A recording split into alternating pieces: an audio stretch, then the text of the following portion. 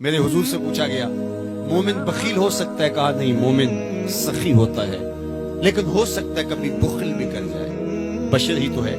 پھر پوچھا گیا مومن بزدل ہو سکتا ہے؟ کہا نہیں، بہادر ہوتا ہے، لیکن ہو سکتا ہے کبھی بزدلی بھی کر جائے۔ بلکہ ایک مقام پہ فرمایا مبخلۃ مجبنۃ، اولاد کے بارے میں فرمایا جب بندے کی اولاد ہو جاتی ہے تو دو خصلتیں آ جاتی ہیں، اولاد بخیل بھی کر دیتی ہے، اولاد بزدل بھی کر دیتی ہے۔ جب بندے کی اولاد نہیں ہوتی اس وقت بڑا دلیر ہوتا ہے، ہر میدان میں ہاتھ ڈال لیتا ہے، اولاد کے بعد تھوڑا سوچنے لگتا ہے۔ تو میرے حضور نے فرمایا مبخلۃ مجبنۃ، اولاد تھوڑی سی بخل بھی پیدا کر دیتی ہے، اولاد تھوڑی سی بزدلی بھی پیدا کرتی ہے۔ تو پوچھا گیا مومن بزدل ہو سکتا ہے؟ کہا دلیر ہوتا ہے، لیکن ہو سکتا ہے کبھی بزدلی بھی کر جائے۔ پھر پوچھا گیا بخیل ہو سکتا ہے؟ کہا سخی ہوتا ہے، لیکن ہو سکتا ہے کبھی بخل بھی کر دے۔ تیسری بات میرے حضور سے پوچھی گئی مومن جھوٹا ہو سکتا ہے؟ فرمایا جھوٹا نہیں ہو سکتا، یہ طے شدہ بات ہے کہ مومن ہو جھوٹا ہو یہ نہیں ہو سکتا۔ میں اور آپ اپنی زندگی میں اتریں، اپنے شب و روز میں اتریں، اپنے کاروبار میں اتریں،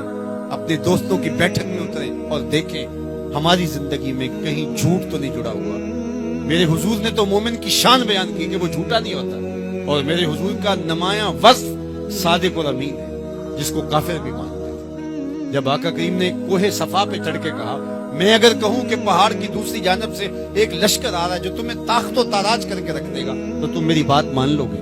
تو انہوں نے کہا نہ بھی نظر آیا تو ہم کہیں گے ہم اندھے ہیں، آپ سچے ہو۔ جو اتنا سچا، جس کی صداقت کی قسمیں کھائی جائیں، جس کی امانت کی قسمیں کھائی جائیں، ہم اس کے غلام اور اس کی امتی ہوں۔ یہ بالکل آپ کے پاس جاپان بستا ہے، ایشیائی ملک ہے، اور وہاں بچہ بھی جھوٹ نہیں بولتا، وہ کوئی اور گوشت پوست کے بنے ہوئے انسان ہے، نفس اور شیطان ان کے ساتھ نہیں جڑا ہوا؟ کیا ان کی ضروریات اور ان کی مجبوریاں نہیں؟ لیکن وہ جھوٹ کیوں نہیں بولتے؟ ان کی ماں نے بتایا بیٹے جھوٹ نہیں بولنا، ان کے باپ نے بتایا بیٹے جھوٹ نہیں بولنا، ان کے استاد نے اسکول میں بتایا بیٹے جھوٹ نہیں بولنا۔ اور ہم کیوں بولے؟ ہمارے نبی نے بتایا جھوٹ نہیں بولنا، ہمارے آقا نے بتایا کہ جھوٹ نہیں بولنا۔ اگر ہم آقا کے سچے غلام ہیں تو ہماری زبان سے جھوٹ نکل ہی نہیں سکتا۔ جب کوئی شخص جھوٹ بولتا ہے حدیث پاک میں آتا ہے اس کے منہ سے بدبو نکلتی ہے، جس سے اللہ کے رحمت کے فرشتے ایک میل دور ہٹ جاتے ہیں، اور اگر وہ پھر جھوٹ بولتا ہے تو فرشتے اور پیچھے ہٹتے چلے جاتے ہیں۔ اب سویر سے لے کر شام تک جھوٹ جھوٹ اور جھوٹ، اور فرشتے کہاں کے کہاں پہنچ گئے۔ رحمت کے فرشتے تو نیڑے ہیں ہی نہیں، تو پھر کاروبار میں بھی بے برکتی ہوگی، گھر میں بھی بے برکتی ہوگی، اس دواجی زندگی میں بھی تلخیاں ہوں۔ پھر ہم بھاگتے ہیں عاملوں کے پاس، اس نے کہا شکر ہے تو وقت پہ آ گیا ورنہ تعویذ چل جانے تھے تیرے اوپر، تو کسی نے ڈاڑے تعویذ کی ہوئے۔ اور میاں وہ تعویذ جھوٹ کا ہے، وہ جادو ٹونا جھوٹ کا ہے، رحمت کے فرشتے دور ہٹ گئے اور ہم اندھیروں میں آ گئے۔ آؤ سچائی کو شعار زندگی بنا لو، رحمت کے فرشتے اپنے نوری پر تان دیں گے تمہارے اوپر، اور تم ایک انوار کے ماحول میں جینا سیکھ لو گے۔ میرے حضور علیہ السلام کا بتایا ہوا دین، میرے حضور کا دیا ہوا شعار حیات، میرے حضور کے دیے ہوئے انداز زندگی، وہ اختیار کر کے ہم ایک پاکیزہ ستھری طیب اور صاف زندگی گزارنے کا تصور حاصل کر کے ایک خوشگوار زندگی جینے کی کوشش کریں۔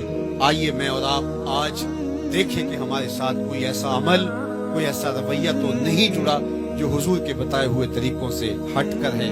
آؤ اپنی زندگی کو ان کے قدموں میں ڈال دیں، ہمارا رویہ بتائے ہم حضور کے غلام ہیں، ہمارا طرز زندگی بتائے ہم حضور کے غلام ہیں، ہمارا انداز حیات بتائے ہم حضور کے غلام ہیں۔ غلامی رسول کو اپنی نس نس میں سمو لو، غلامی رسول تمہارے لباس سے دکھائی دے، غلامی رسول تمہارے رویوں سے دکھائی دے، غلامی رسول تمہارے طرز حیات سے دکھائی دے، غلامی رسول تمہارے سجدوں سے دکھائی دے، تو غلامی رسول تمہارے وعدوں سے دکھائی دے، تمہاری بولی سے غلامی رسول ٹپکتی ہو، نہ یہ کہ تم صرف زبان سے یہ کہو کہ میں غلام رسول ہوں، باقی تمہاری زندگی کا ہر تیور اس کی نفی کر رہا ہو۔ آؤ میں اور آپ آج کی اس بزم نور کے اندر یہ عہد کر کے اٹھیں کہ زندگی کی ایک ایک سانس حضور کی اطاعت میں گزاریں گے، جیئیں گے تو حضور کے لیے، مریں گے تو حضور کے لیے، اور زندگی کی ایک ایک سانس حضور کے نام لگائیں گے اور ان کے لیے جیئیں گے اور انہی کے لیے مریں گے۔